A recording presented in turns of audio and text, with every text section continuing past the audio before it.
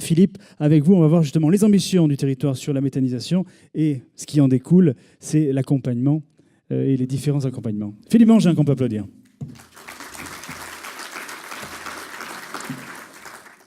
Merci.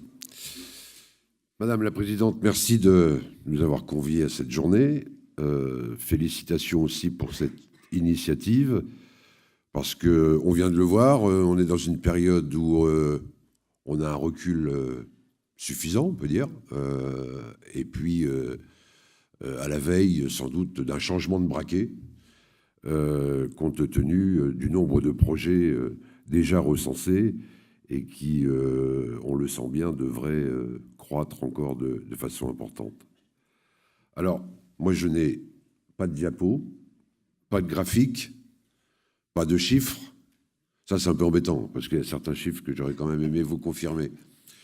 Mais je viens surtout pour vous dire un peu le regard que porte la région sur la méthanisation et m'empresser de vous dire qu'on ne veut surtout pas la traiter de façon sectorielle, comme une opportunité qui se présente et qu'on traiterait un peu à part.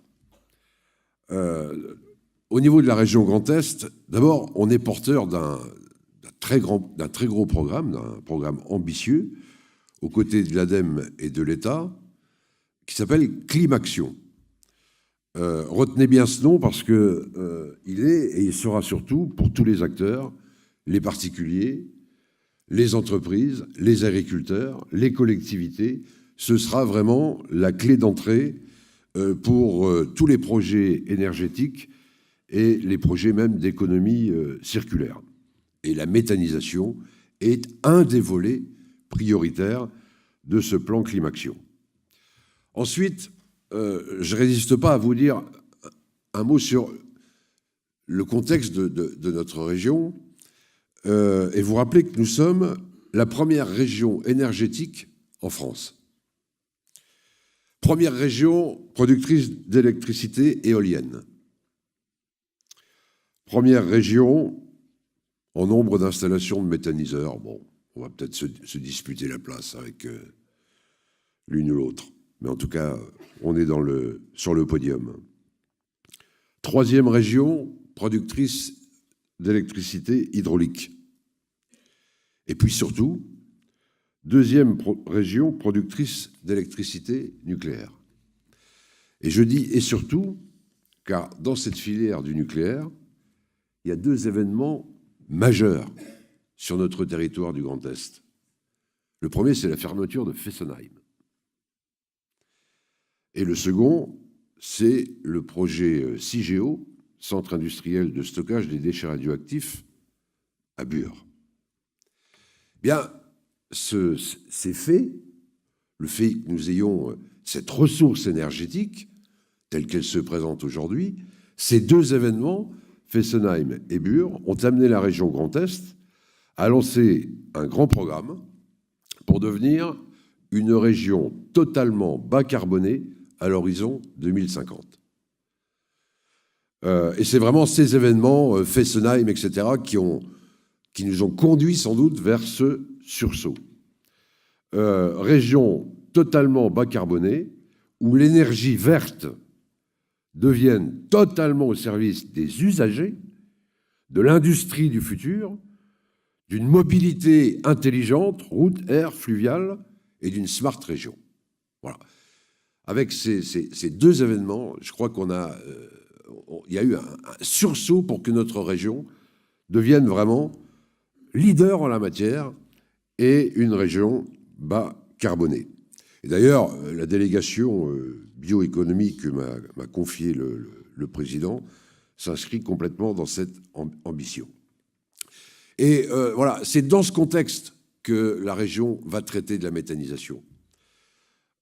C'est dans ce contexte d'ailleurs que nous soutenons de la même façon les biocarburants, l'usine de Le Mériot, celle de Verdun, celle de Bazancourt.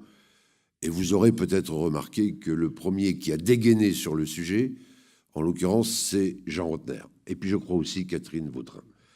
Mais on s'est réveillé très vite là-dessus parce que c'est vraiment des secteurs que nous voulons mettre au cœur de notre plan d'action. Et c'est aussi sur le contexte agricole que je voudrais dire un mot, parce que c'est en tenant compte de ce contexte qu'il faut aussi traiter de la méthanisation. Contexte agricole, en 2 minutes. Depuis une bonne vingtaine d'années maintenant, on a cessé d'ouvrir les frontières européennes. Bon, avec même amplification récemment par des accords bilatéraux que vous connaissez. Depuis un peu moins, mais au moins une dizaine d'années, les distorsions de concurrence s'exacerbent à l'intérieur de l'Europe, d'une façon que personne n'aurait imaginée. La surréglementation française vient encore en rajouter. Et le résultat, vous le connaissez. On a une fragilisation économique, comme il y a longtemps qu'on ne l'a pas connue. On est confronté à des crises successives. On a une perte de compétitivité. Et donc, on perd aussi des parts de marché. On en parle peu, c'est pourtant vrai. Si on y ajoute une pression pesticide qui n'est pas près de s'arrêter, évidemment, évidemment.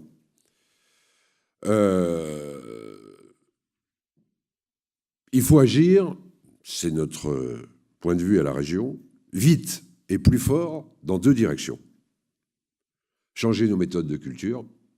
Je vais passer la parole à Maximin pour qu'il nous explique comment. Mais c'est tout le travail de Terra Solis. Formidable. Assolement, etc. Ça, c'est la première direction. La seconde, sécuriser une partie du revenu des agriculteurs face à ces aléas. Je dis bien sécuriser une partie du revenu, une partie avec des mécanismes assurantiels, une autre avec la production d'énergie verte. Car on a pu le voir, et c'est sans doute un des atouts de l'agriculture allemande, la production d'énergie a permis d'apporter une sécurité pour une grande partie du revenu, alors que les productions agricoles, elles, étaient soumises aux aléas que j'évoquais. Production d'énergie verte sur les exploitations. Bien évidemment, méthanisation, mais pas que. Photovoltaïque, il faut relancer la réflexion sur le photovoltaïque, et bien d'autres énergies encore, de façon individuelle ou collective. Et ce défi, changer nos méthodes culturelles pour relever le défi d'une agriculture durable, moins consommatrice d'intrants, etc., il est encore plus difficile à relever dans une grande partie du territoire de notre région, notamment dans ce qu'on appelle un peu les zones intermédiaires ou les zones de polyculture-élevage. Pourquoi ? Parce qu'on est sur des sols argilo-calcaires, caillouteux, où les potentialités et les possibilités de diversification sont faibles. Et à l'inverse, je dirais, on est sur des sols complètement hydromorphes, à plus de 45% d'argile, où là encore, les cultures de printemps, je pourrais vous en parler longtemps, sont quand même assez aléatoires. Donc ce défi du changement des itinéraires culturaux est assez redoutable pour un grand nombre d'exploitations du Grand Est de la France. Et donc, la solution, c'est de leur permettre de produire de l'énergie. Et donc d'autoriser que des cultures aient une destination énergétique. Je m'empresse de dire d'ailleurs que je ne suis pas très convaincu de cette limitation, en tout cas notre région n'est pas très convaincue de cette nécessaire limitation à 15% de culture dédiée dans un méthaniseur.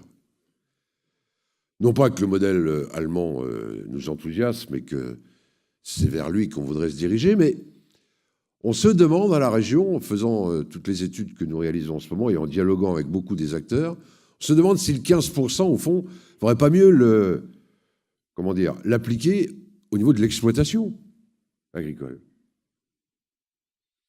Pourquoi au niveau du méthaniseur ? Pourquoi 50 agriculteurs d'un territoire, 20, ne pourraient pas alimenter un méthaniseur avec des cultures dédiées s'ils ne dépassent pas individuellement 15% de leur surface ? C'est bien ça qu'on veut. C'est que les cultures dédiées n'occupent pas une part de la SAU trop importante. Et pour ce faire, on a dit, on va limiter l'approvisionnement du méthaniseur. Non, non. On pourrait peut-être limiter la fourniture, l'exploitation. Sur l'exploitation, ce ne serait pas dur. Hein. Avec un dossier PAC, pas difficile de rajouter un volet comme ça. Mais en tout cas, la question se pose. Moi je connais déjà des agriculteurs qui sont prêts à se regrouper, mais qui ne sont pas des éleveurs, qui ne pensent pas que les cives à elles seules suffisent, qui seraient prêts, et notamment dans cette recherche de baisse d'utilisation des intrants et des pesticides, donc d'allongement de l'assolement, d'implantation de cultures diversifiées, se disent que, puisque les potentiels agronomiques pédoclimatiques ne sont pas là, bah, ces cultures seraient mieux destinées à l'utilisation énergétique qu'à des débouchés alimentaires. Bon, en tout cas, un contexte agricole qu'il faut vraiment prendre en compte et la nécessité de ne pas voir la méthanisation comme une opportunité sans l'inscrire vraiment dans cette refondation du modèle. Je n'aime pas du tout ce terme, mais enfin des pratiques agricoles actuelles. Alors, nous, à la région, nous sommes en pleine réflexion. Dans quelques semaines, je pense qu'à la même réunion, je serai en mesure de vous donner des éléments un peu plus précis sur ce que nous allons faire. Ce que nous voudrions d'abord, c'est donner des chances au plus grand nombre d'agriculteurs.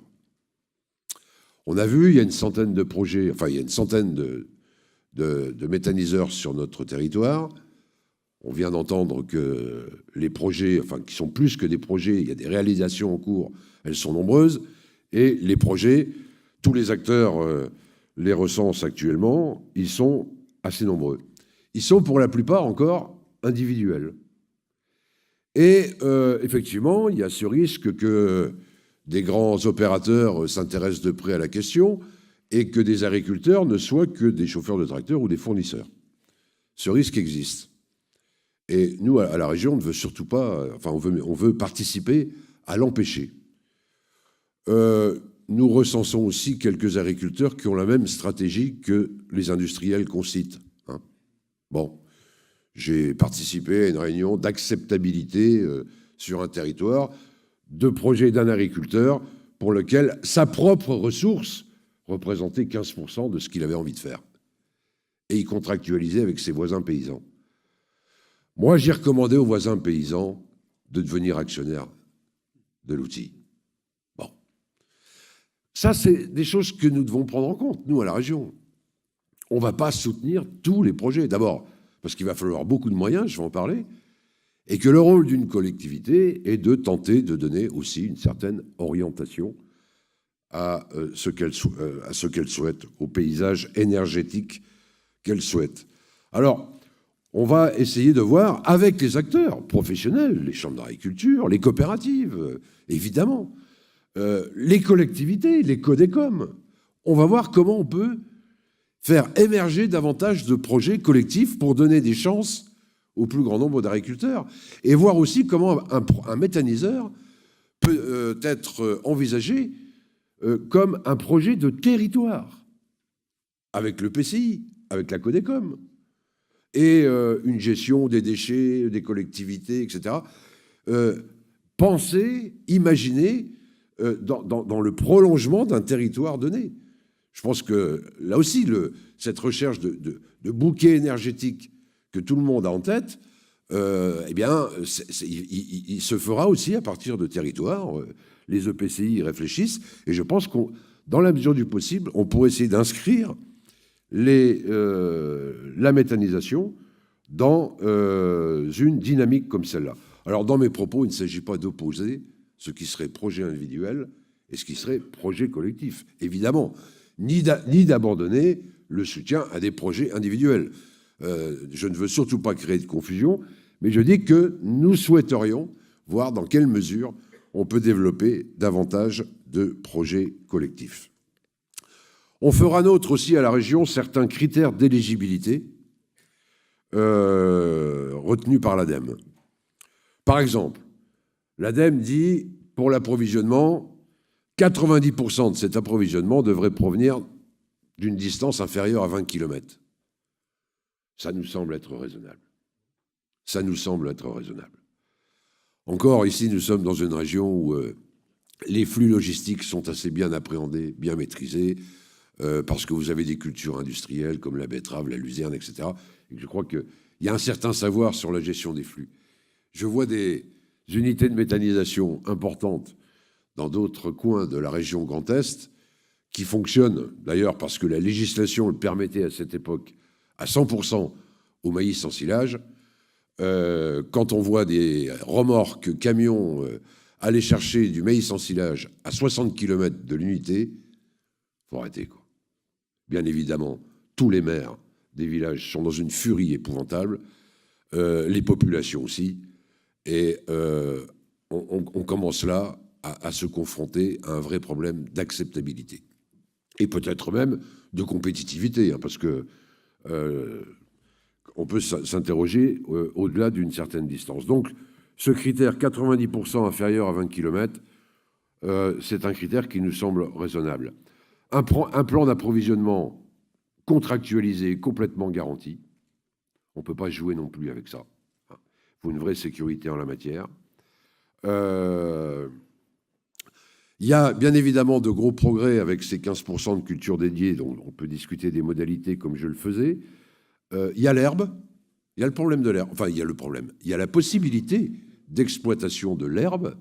Alors avec encore, je crois, quelques questions qui ne sont pas tranchées, puisque l'herbe permanente ne serait pas comptabilisée, je parle sous votre contrôle, hein, comme culture dédiée, alors que la chose ne semble pas tranchée pour l'herbe temporaire, pour les prairies temporaires, qui seraient, elles, considérées comme des cultures dédiées. Bon, point qu'il faudra quand même éclaircir, parce que là aussi, encore, pour une grande partie de notre territoire, l'herbe et la réimplantation de l'herbe peut être vraiment une chance à côté de laquelle il ne faudrait pas passer. Épandage maîtrisé, ça va sans dire. Acceptabilité sociétale. Oui, oui. J'ai participé à une réunion, je le disais récemment, avec les gens d'un territoire, des maires, des associations, etc. C'est vrai que les gens ne comprennent rien à la méthanisation, hein. On a fait un petit guide dans Climaction pour essayer d'expliquer un peu et être assez pédagogique, mais certains craignent l'explosion, les odeurs, enfin, Donc, il y a vraiment un investissement à envisager autour de chaque projet pour permettre cette acceptabilité qui est vraiment indispensable. Alors, je termine par, à partir de ce regard, ce que va faire la région. Bon, jusque-là, la région finance les études de faisabilité. Et pas trop mal, puisqu'on les prend en charge à hauteur de 70% dans un plafond de 100 000 euros. Bon, quand même déjà, on a soutenu ainsi, je crois, 45 projets en 2017. Deuxième étape, c'est l'ADEME. C'est l'ADEME. L'ADEME a dû soutenir, ne prenez pas mes chiffres à la lettre, je les ai en tête, 55 dossiers en 2017. Taux de subvention entre 15 et 28%. La région est aux côtés. Donc, au global, je crois, pour à peu près 25 millions d'euros.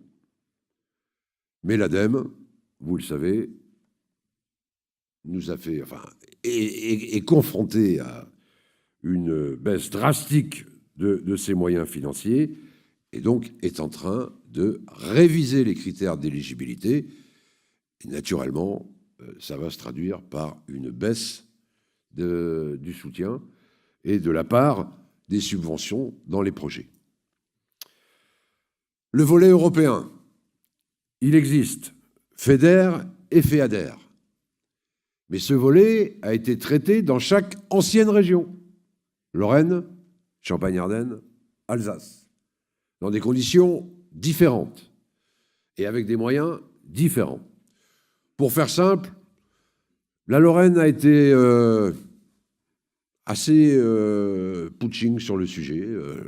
En tout cas, s'est doté quand même de quelques moyens en provenance de l'Europe. Et ils sont largement consommés, à plus de 70%. Ils seront insuffisants, Mais nous sommes en train de négocier avec l'Europe pour que des lignes qui seraient sous-consommées puissent être transférées vers cette ligne méthanisation. Et le mécanisme fonctionne assez bien.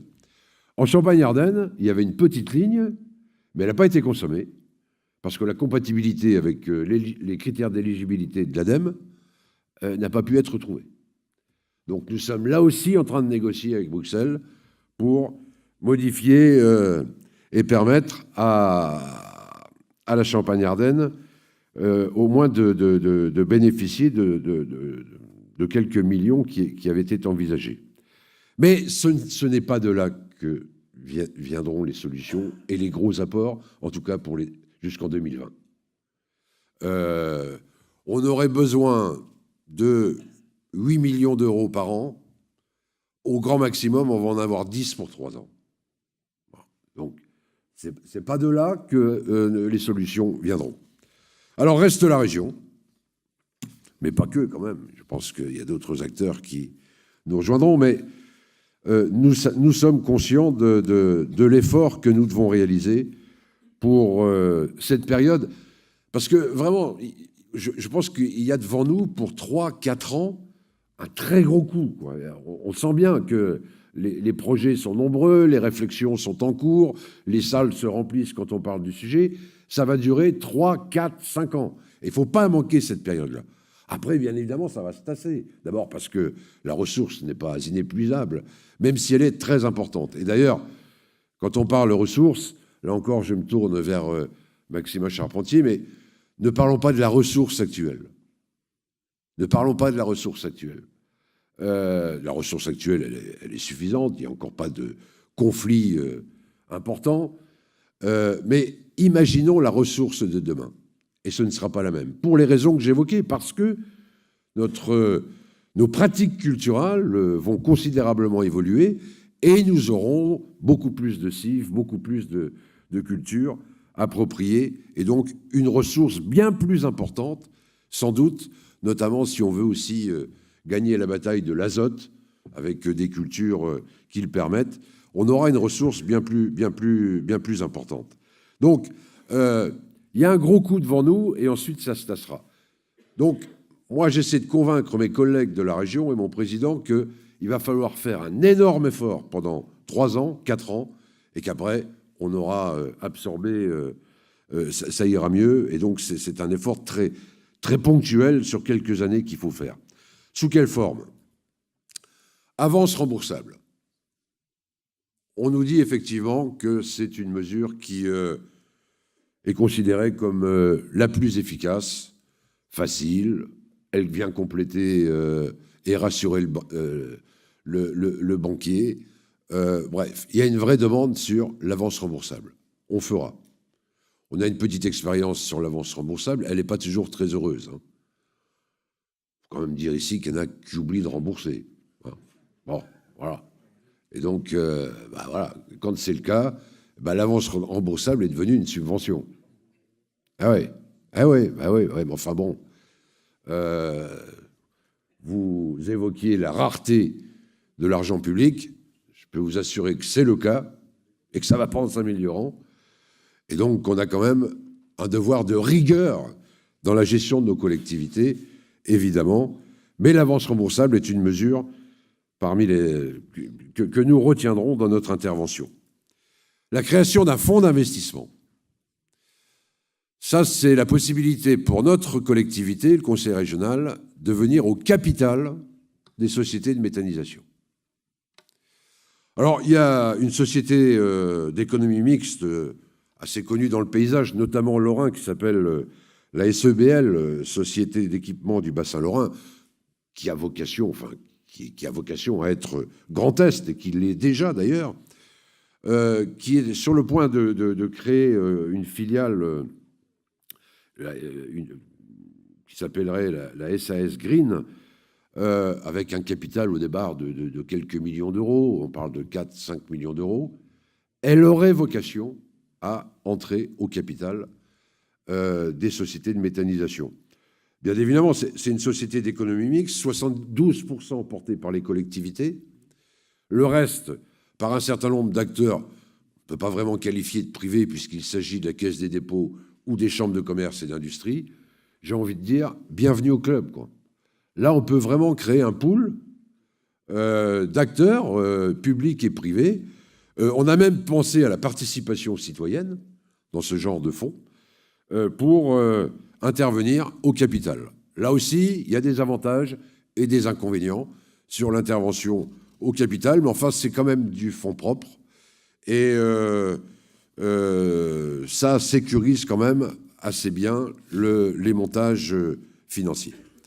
Troisième levier par lequel la région entend intervenir, c'est un fonds régional de garantie bancaire en complément du dispositif BPI.